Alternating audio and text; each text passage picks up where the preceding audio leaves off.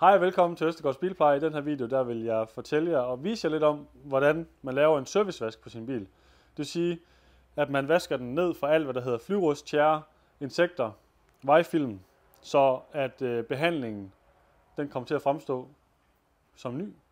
Glansen den vil være back in place, og det hele det vil komme til at shine. Jeg vil gennemgå jer, hvad jeg bruger af midler, af shampooer, hvilke steps og hvilken... Jeg vil faktisk bare tage med igennem hele processen. Så se med i den her video. Til at starte med, der vil jeg bruge Gion APC som forvask. Nu kan jeg lige vise jer. Jeg har blandet den her. Gion APC, den er rigtig, rigtig god at blande 1-5 har jeg gjort i den her pumpeflaske. Og jeg vil simpelthen gå rundt om bilen og sprøjte det hele ind. Fælge og det hele. Og så vil jeg lade det stå og trække i 5-7 minutter, imens jeg blander mine 2 vaskespande til fælge og lakken. Og den her lille fikse pumpeflaske, den kan købes i Hjem og Fix til 200, tror jeg. På 100 kroner. Og det den her Gion APC den gør, det er, at den er rigtig god til at få opløst alt det her vejfilm og skidt og sager, som er kommet her i efterårets trælse vejr. Fordi jo mere du kan få af bilen, jo mere skidt du kan få af, inden du berører lakken, jo mindre risiko er der for, at du laver ridser, når du kommer og skal til at vaske med din vaskehandske.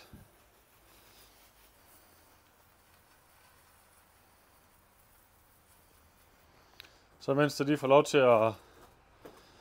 at sidde og trække på lakken, så vil jeg lave min fældspand klar, og jeg vil lave min vaskespand klar. I min fældspand, der bruger jeg Gion PPF shampoo. Det gør jeg, fordi at der er noget flyvrustfjerner infused i, så den kan gå ind og fjerne noget bremsestød. Jeg bruger cirka 10 pump. For den fyldt op i min vaskespand, der bruger jeg 1. Jeg bruger 2, 3. Jeg bruger 5 vaskehandsker. Og det skal jeg nok forklare jer hvorfor, når vi kommer længere hen i videoen. Og der bruger jeg altså Gion Restart Wash.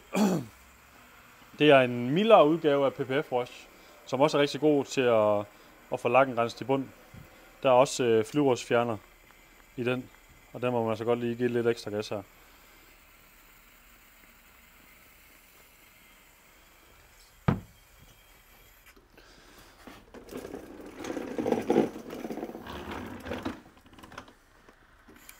I min vaskespand til fælgene, der vil jeg bruge Gions Wheel Mitt. Jeg skal bruge en pensel.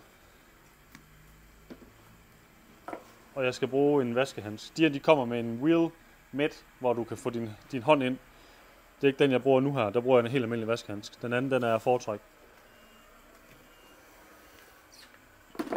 Og jeg skal bruge til dæksiderne. Og der er måske nogen af jer, der er i tvivl om, hvorvidt man må bruge en højsesrenser på sin bil. Det skal du også ikke være nervøs for. Det kan man sagtens bruge. Så får du mest muligt skidt og sand og snaps af din bil, inden du berører den med din vaskehandske. Så nu har jeg altså siddet i små 5 minutter og træk, så nu vil jeg skylle det hele af. Og være rigtig grundig med inderskærm og fælge, fordi der sidder så en rigtig meget skidt og møg derinde. Så ja, følg med. Og jeg starter selvfølgelig oppefra og ned. Ikke ned fra op, for så skyder du alt skidtet opad. Og vi vil gerne have det nedad. Ikke? Godt.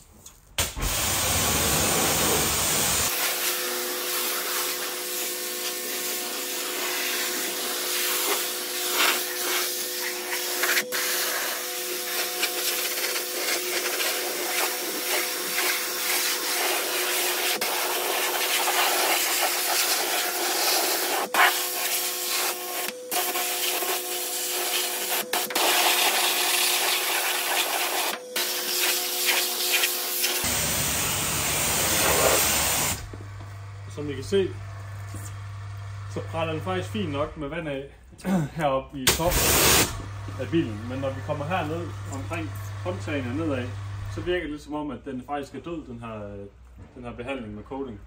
Men det er derfor, jeg laver den her servicevest. Det er for at bring it back to life. Fordi der kan sætte sig alt muligt ovenpå coatingen, som bryder den her hydrofobiske egenskab. Så man skal ikke være bange for, at den ikke skyder vand af dernede.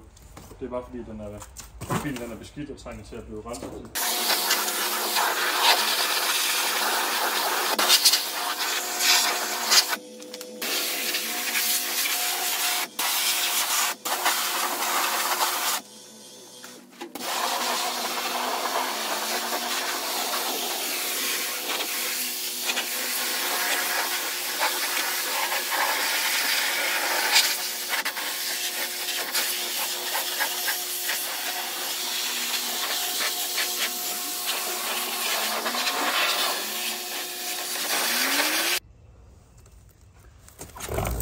Så er det altså blevet tid til at få fælgene rengjorte. Så det jeg starter med, det er, jeg tager altid 2 fælger i gangen, sprøjter ind med fældrens. Og jeg kan godt lide, at man sprøjter fra en skrå vinkel af. Den her vej, fra venstre mod højre, og så den her vej, fra højre mod venstre. I stedet for at sidde sådan her på alle eger, så rammer du faktisk alle eger, jeg gør sådan her. Sprøjter dem alle sammen ind på den her vinkel, og dem alle sammen ind på den her vinkel. Og så ind på kaliber, og så ind i tynden.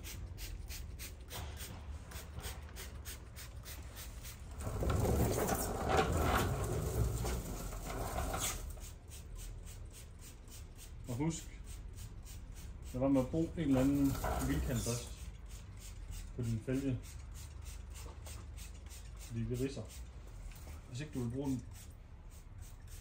en børste på din bils lak, fordi du ikke vil have ridser, så skulle du bruge det på din fælge.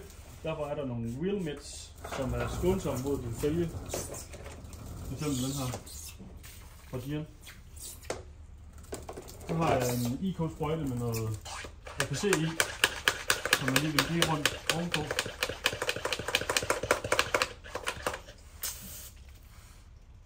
Ja. Det går mega godt, det der.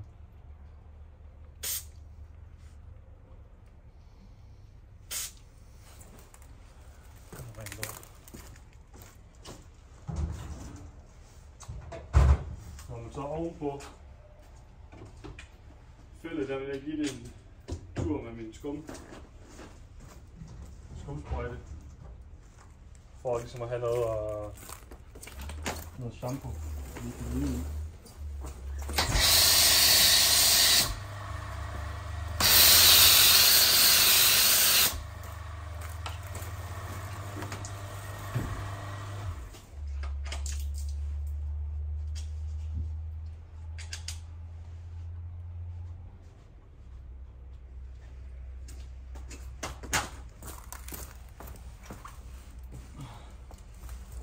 Det der er vigtigst her, det er, at man kan gøre det så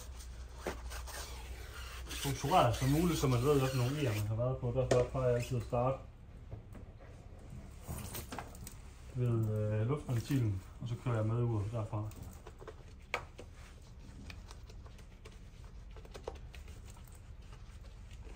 Og jeg gør det selvfølgelig med en blød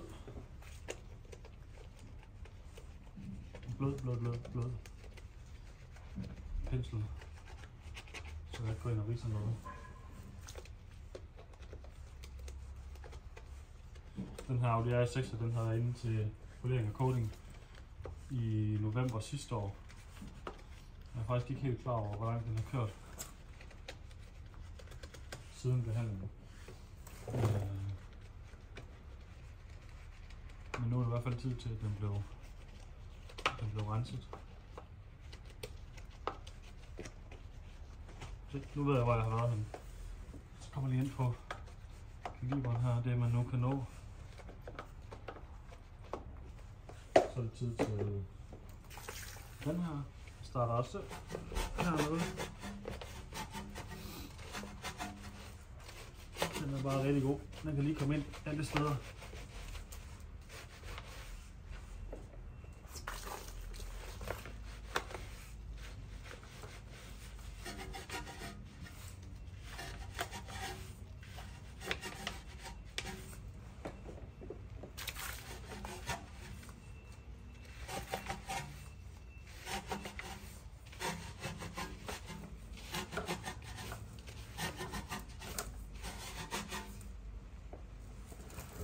Og så skruer jeg af. Det gør jeg altid med lavt tryk.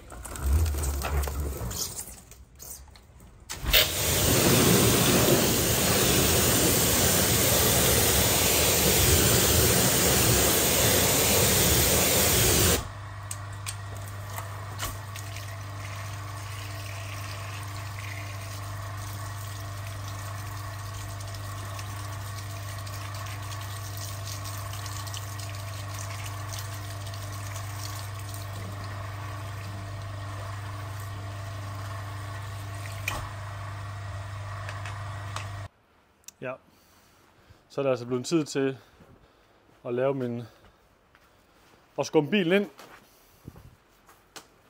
med en forvask. Og så bruger jeg en blød pensel bagefter til at gå rundt på alle sådan noget frontgrill og emblemer og sådan noget. Rodelister, sidespejl, you name it. Det er nemmere at komme ind med sådan en lille pensel.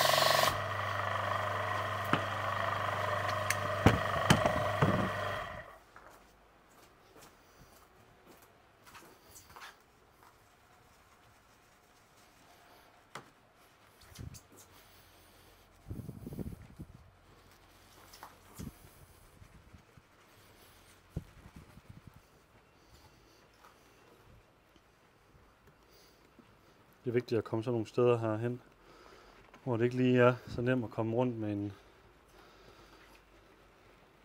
en vaskehandske.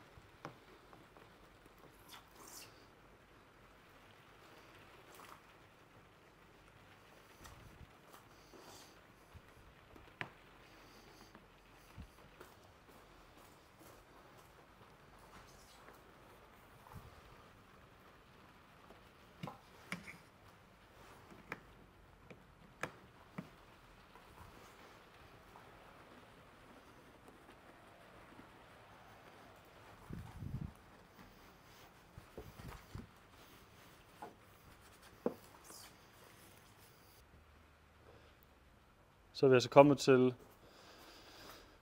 hvorfor at jeg bruger 5 vaskehandsker på en bil, og kun en spand. Og det gør jeg, fordi jeg deler bilen op i 5 felter.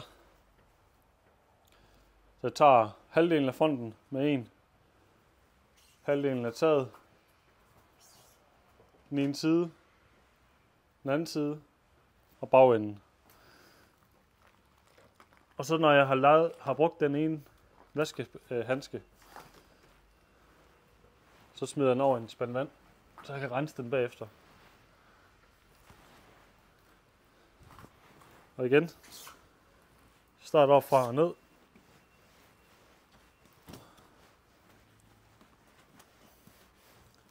Lad være med at trykke alt for hårdt. Bare lad vaskehandsken gøre arbejdet. Og lad den glide hen over lakken.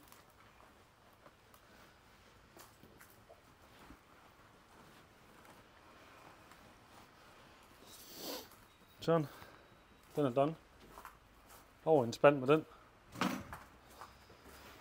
Tager en ny.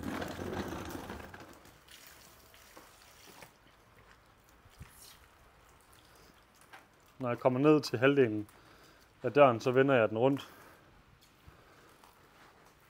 For at få en renere side ned mod bunden af døren og bagskærmen.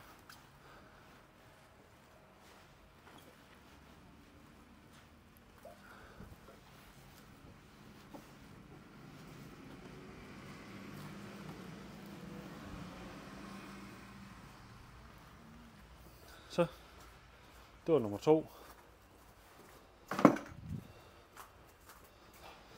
Nummer 3, det blev så halvdelen af taget og halvdelen af bagklappen og bagkofanger.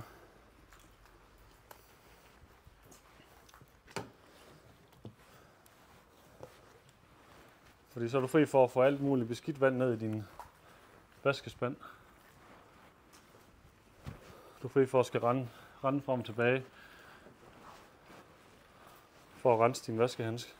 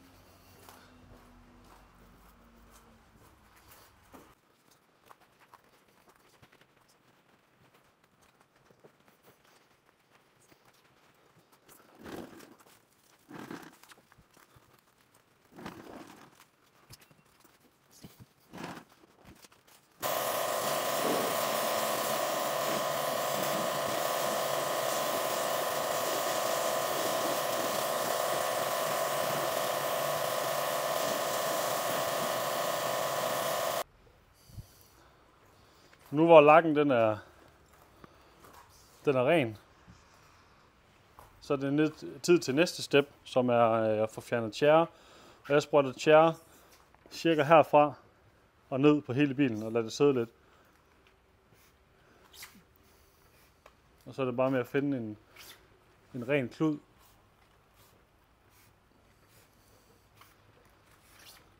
Så man kan tørre det efter. Husk på, at alt det her, som jeg fjerner nu, det er med til, det sætter sig oven på coatingen og bryder den her hydrofobiske effekt, som gør, at vasken den bliver nemmere. Derfor er det vigtigt at få det her gjort. Jeg vil faktisk sige, at med det vejr, vi går ind i nu, hvis man sådan virkelig går op i sin bil, så burde man gøre det her hver anden måned, hvis man vil holde. Og som minimum i hvert fald en gang hver halve år. Så tager jeg sprøjter det på en klud.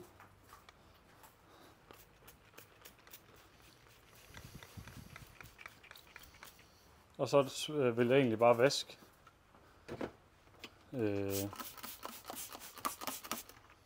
Så vil jeg vaske bilen i bunden. Og så holde øje med, om man kan mærke nogle genstridige pletter. Og så lige knuppe lidt ekstra. Der var en der. Og det er som oftest lige her omkring, der sidder en masse tjære. Få det væk.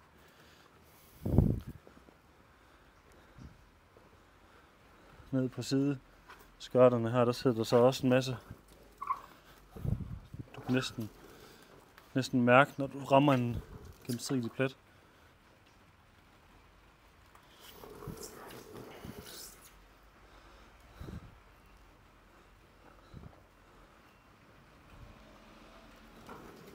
Nu ved jeg, at den her dør og bagskærm, den har været malet om. Så den skal vi have givet en ny gang coating.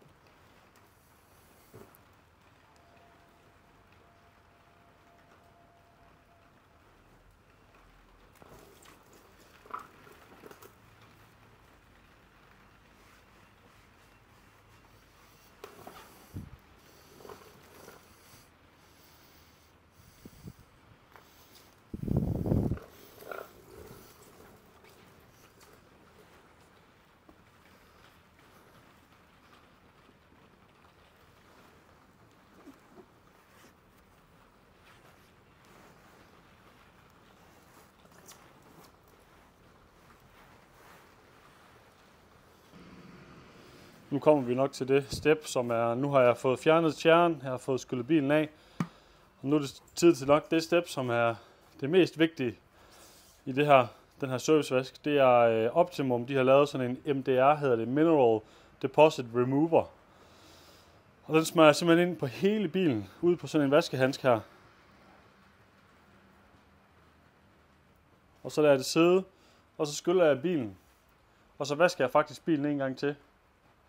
Lige sådan for at få fjernet det bedste, eller det sidste, der skulle sidde af det her, som man ikke lige kan få skyllet af. Men det er bare lige en stribe ud på din vaskehandsk, eller en mikrofiberklud, og så smører du det ind i lakken. Og det her det gør, det er, at det går ind og fjerner alt kalk, som skulle sidde, mineraler, vand, altså det der sidder i vandet, kalkmineraler. Og det er som oftest det mest oversete step i bilplejebranchen. Både i Danmark, men i særdeleshed også i udlandet. Folk de forstår ikke, hvor vigtigt det er, især herhjemme, når vi har så hårdt vand, som vi har. Så det er altså et vigtigt step at gøre. Så hvis du synes, at din bil den trænger til sådan en vask her, så kan du selv købe de produkter, der skal til. Du er også velkommen til at booke en tid hos mig. Jeg tager 800 kroner for sådan en vask her. Så det er du velkommen til også at gøre.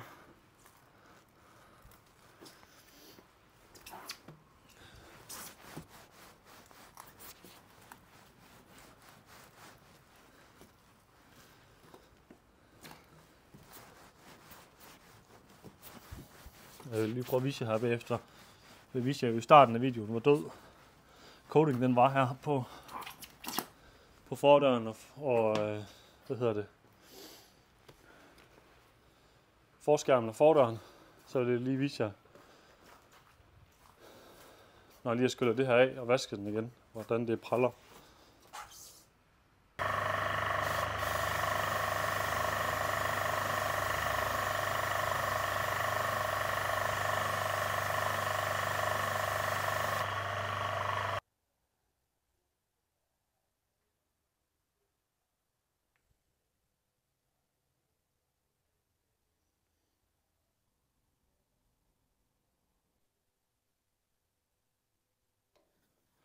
Yes.